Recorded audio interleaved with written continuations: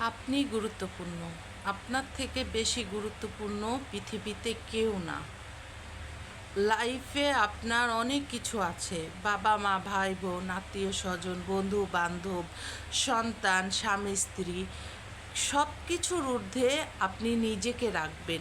আপনার থেকে বেশি কেউ না, আপনার থেকে গুরুত্বপূর্ণ কেউ না। আপনি যখন লাইফে আপনার নিজের থেকে আপনার সামনের মানুষটাকে বেশি গুরুত্ব দিবেন, বেশি গুরুত্বপূর্ণ বানিয়ে ফেলবেন, ওই জিনিসটাই আপনাকে ধ্বংস করে দিবে নিঃসন্দেহে।